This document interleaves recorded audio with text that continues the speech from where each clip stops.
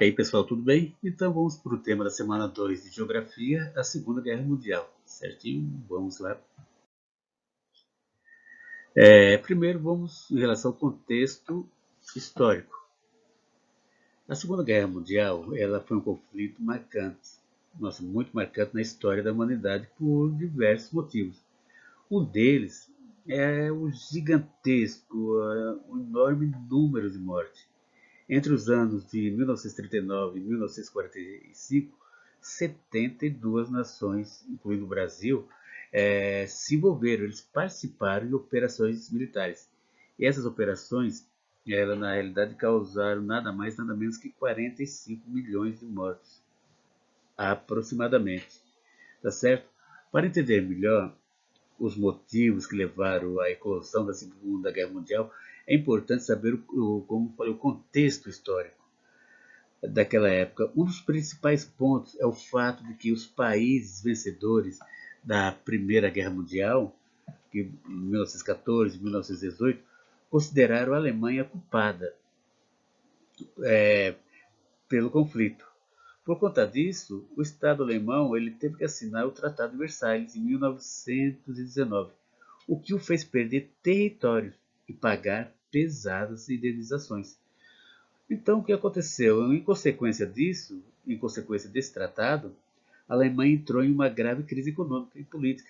Então, essa situação fez com que os alemães se sentissem altamente injustiçados e gerou um sentimento de vingança na população.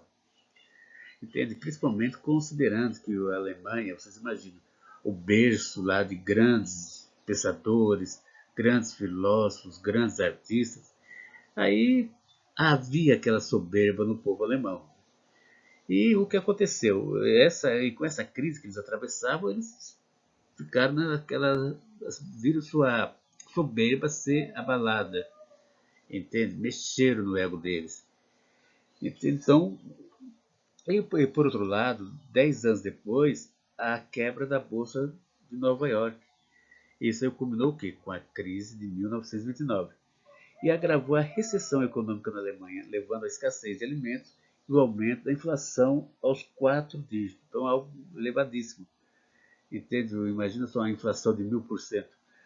O resultado, uma sensação de potência que se propagava pela sociedade alemã, que buscava uma solução imediata para resolver esse problema. Então, o grande perigo acontece, a ascensão de regimes totalitários na Europa, certo? Então vamos começar aqui com a Itália. Não era só a Alemanha que passava por uma grave crise econômica, marcada pelos altos níveis de inflação e desemprego. Além da queda da produção industrial, foi em meio a um cenário desanimador para os italianos que Benito Mussolini fundou em 1919 o Partido Fascista. As principais características do partido eram ultranacionalismo, todo aquele amor extremo, vamos falar assim, pelo seu país, pela sua bandeira. Isso é necessário, o patriotismo, sem sombra de dúvidas, é algo fundamental, inclusive para evitar determinadas situações, como corrupção, algo nesse sentido, e sempre, é claro, o patriotismo, você buscar fazer o melhor para o seu país. Mas tudo, é claro, que tem um limite. E na Alemanha, era por parte do regime do Benito Mussolini, ele pregava um total nacionalismo, um total contra tudo, contra todos, só a Itália. Se reuniu lá com Hitler e ficaram amiguinhos, né?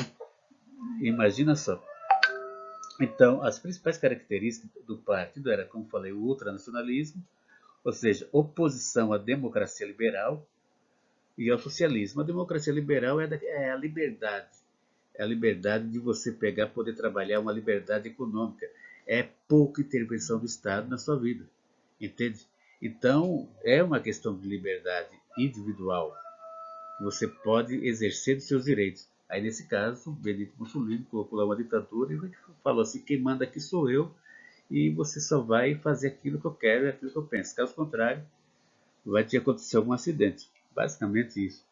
Tá certo? Então, como eu falei, ele é contra também o socialismo que se instalou na União Soviética, né? após a Revolução de 1917. O socialismo, sem sombra de dúvidas, dentro daquilo que foi colocado na União Soviética, também não deixa nada a desejar quanto ao fascismo de Benito Mussolini, porque dentro do socialismo também foram milhões de pessoas que foram mortas simplesmente por não concordarem com aquilo que era falado, por às vezes pensarem um pouquinho diferente daquilo que o chefe de Estado colocava, como o caso de Lenin, Stalin principalmente ficou conhecido como carniceiro, foi o presidente da União Soviética.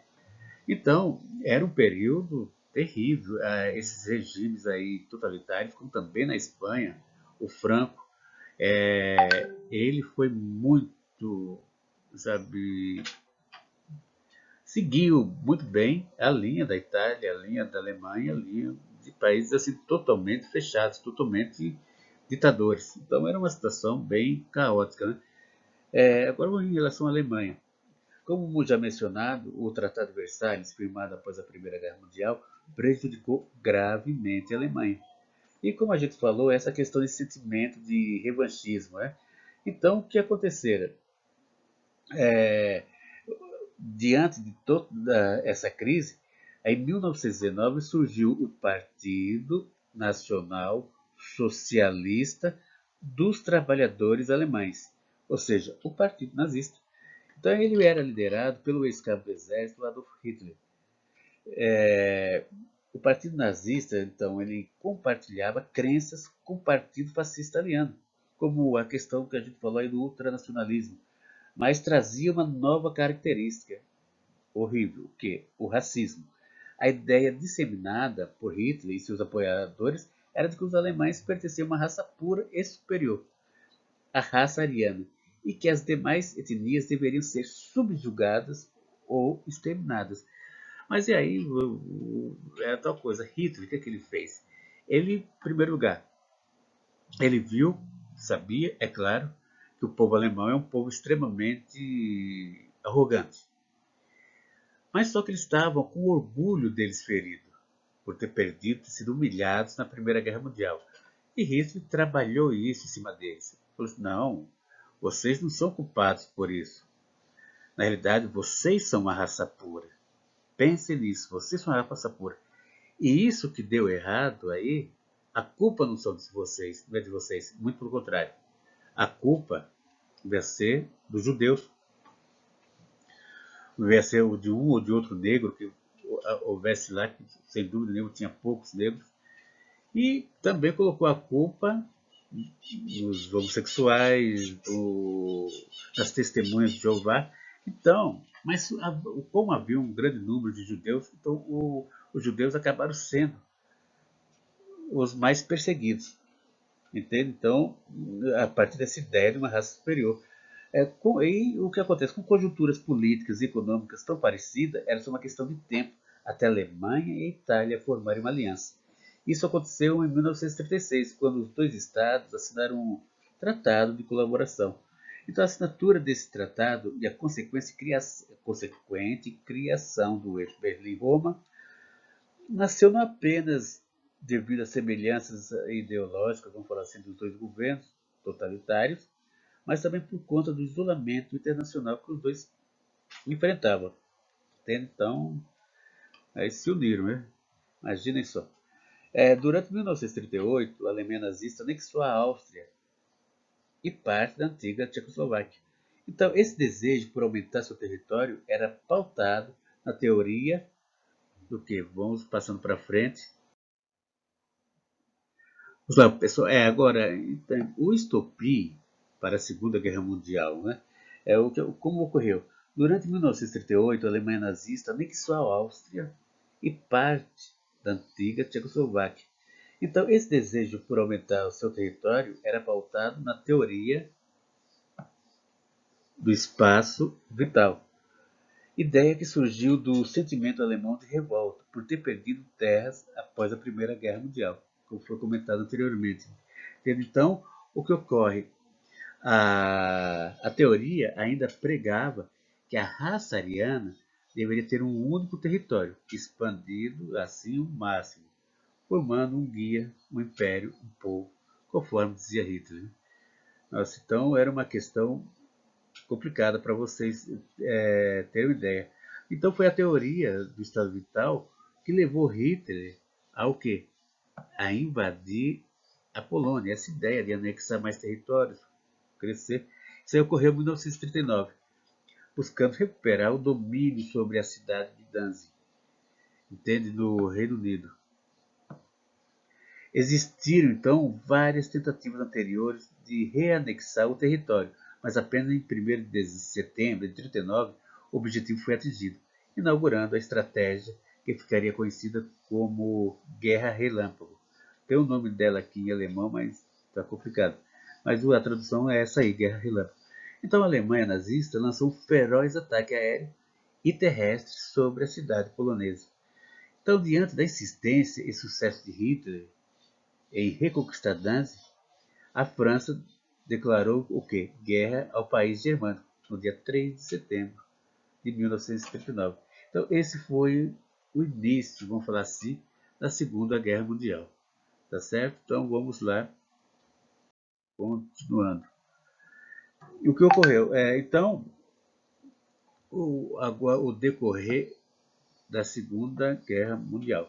Então, logo após o decreto de guerra, os alemães invadiram a Dinamarca, Noruega, Holanda e Bélgica. Em 1940, as tropas nazistas avançaram e ocuparam o sul da França. Era uma potência. O exército alemão é muito bem preparado e a obsessão deles era um domínio, a princípio de toda a Europa, entende? Mas o que aconteceu? O grande erro, vamos falar aqui do maledeto do Hitler. Em junho de 1941, Hitler quebrou o Pacto Germânico-Soviético e invadiu a União Soviética.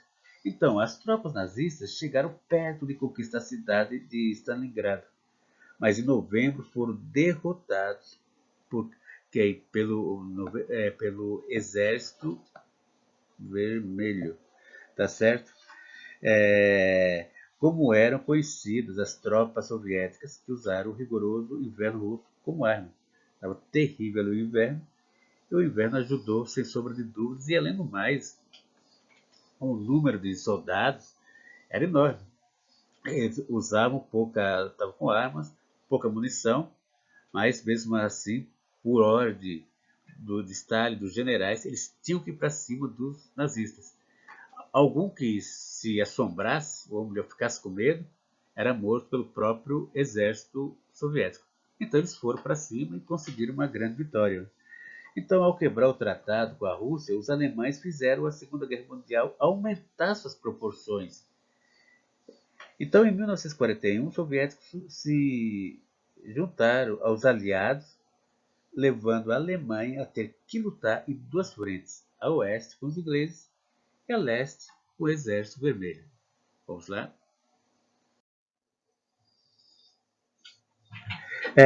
Agora essa questão, o Holocausto. Né? Enquanto enfrentava diversos países na Segunda Guerra Mundial, o Partido Nazista também perseguia minorias a fim de purificar a Alemanha. Os judeus foram as principais vítimas dessa caçada. Antes confinados aos guetos alemães, passaram a ser deportados e executados em massa a partir de 1942. Tratava-se ali de quê? Da solução final, que instalou campos de trabalho, concentração e extermínio na Alemanha e na Polônia. Estima-se que, ao final da Segunda Guerra Mundial, cerca de 6 milhões de judeus foram mortos. É um dos maiores crimes da história, que ficou conhecido como Holocausto. Mas é aquilo que já tinha comentado aqui com vocês, é o seguinte, essa soberba, essa arrogância do povo alemão, esse ego deles, a partir de serem humilhados na Primeira Guerra Mundial, o que acontece? Hitler usou isso e falou: opa, a companhia de vocês vão colocar a culpa em alguém. E foi muito bem aceito pelos alemães. Eles aceitaram isso, opa, como uma luva. Então, e se convenceram disso. Nós não fomos culpados dessa derrota. Tivemos a Primeira Guerra Mundial. Foram os judeus. Os judeus foram culpados. Eles estão contaminando nossa raça. E foi a partir daí que ocorreu toda essa questão do Holocausto, onde teve Inclusive tem filósofos, como no caso do Adorno, que comenta esse respeito. Ele até fala na educação após Auschwitz. Auschwitz era um campo de concentração que se localizava na Polônia, onde só nesse campo mais de 1 milhão de judeus foram mortos. Tá certo? Então, continuando, pessoal.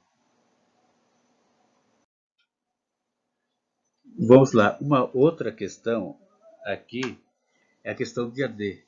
Então, o dia D já enfraquecido, o que aconteceu? O eixo, onde é que está eixo aqui? O eixo sofreu uma derrota fundamental. No dia 6 de junho de 1944, o conhecido dia D. Nessa data, mais de 150 mil soldados aliados desembarcaram na Normandia, localizada no noroeste da França. Imagine só, 150 mil soldados. A mega operação também envolveu 1.200 navios de guerra e 1.000 aviões, além de ter sido responsável por libertar Paris em 25 de agosto de 1944. Agora, os nazistas estavam acuados e perdendo território que haviam conquistado. O que ocorre? Posteriormente, em 2 de maio de 1945, os soviéticos ocuparam Berlim, após libertar a Polônia. Hitler, segundo falam, né, já havia cometido suicídio dias antes, em 30 de abril, e por isso a rendição alemã veio rapidamente, em 5 de maio de 1945. Tá certo? A guerra acabava na Europa. E o que ocorreu? Duas Alemanhas. Vamos lá. Além da punição financeira, a Alemanha também foi dividida em 4 zonas de ocupação militar: norte-americana, soviética, britânica e francesa. O objetivo dessa divisão era facilitar a tarefa de administrar o país, tá certo? Para que ele fosse reconstruído. Então, juntamente com a economia europeia, também era de interesse dos aliados evitar que um novo sentimento revanchista surgisse na Alemanha, de forma a repetir a história que culminou na Segunda Guerra Mundial. Então, o que é que houve? No entanto, as divergências sobre como coordenar os territórios tornaram-se um problema. Enquanto os estados ocidentais, liderados pelos Estados Unidos, já que o Reino Unido e França foram política, econômica e socialmente bem enfraquecidos pela Segunda Guerra Mundial, priorizava a recuperação tanto alemã quanto europeia. Então, a União Soviética exigia maiores reparações pelos prejuízos causados, no caso, pelo conflito. O fato de as 3 regiões ocidentais buscarem unificar-se e serem coordenadas de uma mesma maneira fez acabar a divisão da Alemanha em 4 partes, passando a valer a separação em 2 zonas, na realidade. O que ocorreu finalizando dessa forma, não enquanto mais 2 zonas de ocupação, ou seja, a Alemanha Oriental e a Ocidental. Então, essa separação ideologicamente criada pelos Estados Ocidentais foi transformada em uma realidade inegável. Então, em 13 de agosto de 1961, nessa data, a Rússia construiu o famoso Muro de Berlim, que dividiu fisicamente não apenas a cidade, mas o país. Assim surgiram a Alemanha Ocidental capitalista e a Alemanha Oriental. Mas, felizmente, esse muro, 90, ele foi derrubado. Foi derrubado e unificou novamente as 2 Alemãs. Foi quebrado esse muro porque era considerado o muro da vergonha, que foi construído pela Rússia, né, pelos socialistas. Por quê? Porque se eles não fizessem esse muro, e o muro, inclusive, era muito bem vigiado, eram militares fortemente armados, e quem tentasse sair da Alemanha Oriental para a Alemanha Social não conseguia, para a Alemanha Ocidental não conseguia. Aí, para vocês verem como é a situação, analisando de uma maneira bem real, um muro separava o comunismo do capitalismo. Porém, o que ocorria? Você não vai encontrar na história, você não vai encontrar em lugar nenhum livro, falar que alguém do lado capitalista tentou fugir para o lado socialista. Não. Mas do lado socialista, inúmeras pessoas tentaram fugir para o lado capitalista. E boa parte delas conseguiam. Por quê? ou eram presas ou eram mortas. Então isso fica uma coisa bem clara para a gente pensar e refletir, tá certo? Vamos lá. Pearl Harbor, né? Segundo o plano de expansão territorial, os japoneses somente teriam que derrotar a marinha norte-americana no Oceano Pacífico. Com esse intuito, em dezembro de 41, a base de Pearl Harbor, no Havaí, pertencente aos Estados Unidos, foi atacada de surpresa pela Força Aérea do Japão. Então, esse fato, marcado na história como um ataque suicida dos kamikazes japoneses, um heterodoxo ataque onde os pilotos japoneses jogaram seus aviões contra a base americana. Então, o que ocorreu? Ao final do ataque, o empreendimento realizado pela esquadra japonesa surtiu efeito. Pearl Harbor foi totalmente destruída e o Japão teve 29 aviões abatidos.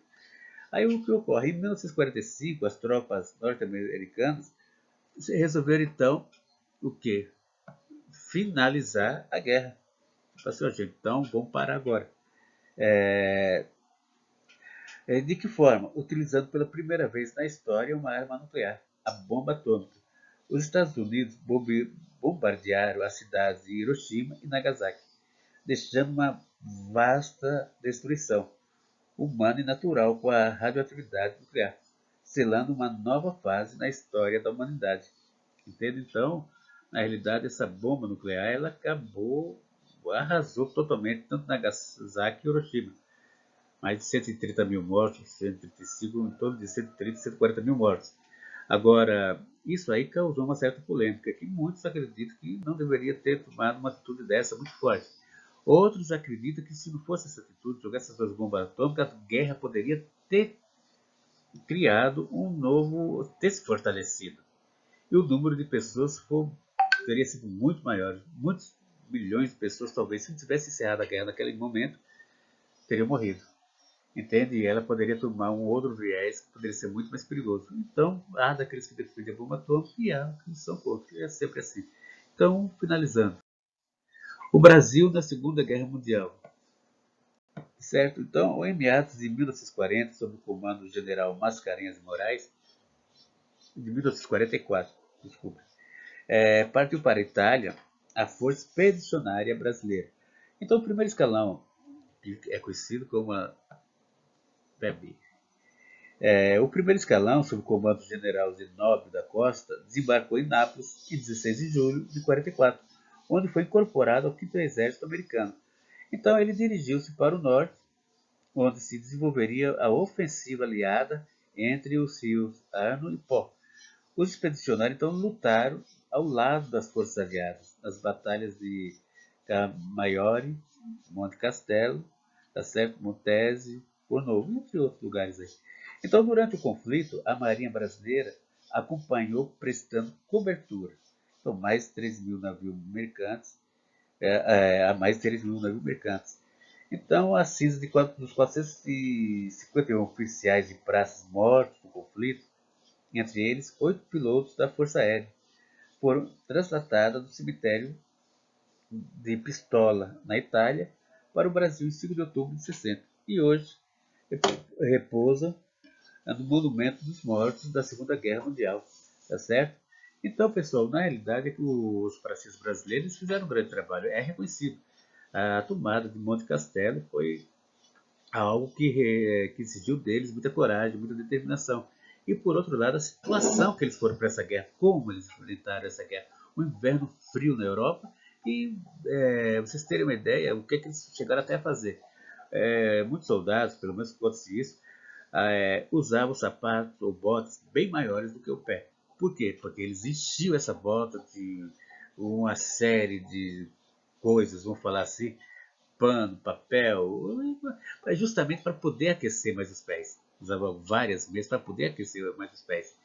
Então, ganharam roupas de frio dos americanos. Então, foi uma série de coisas que é uma força que foi, a FEB, Força Expedicionária Brasileira, porém não tinha uma condição assim muito boa para poder, logisticamente falando, estar na guerra e mesmo assim fez um bom trabalho. Então, até mais, pessoal.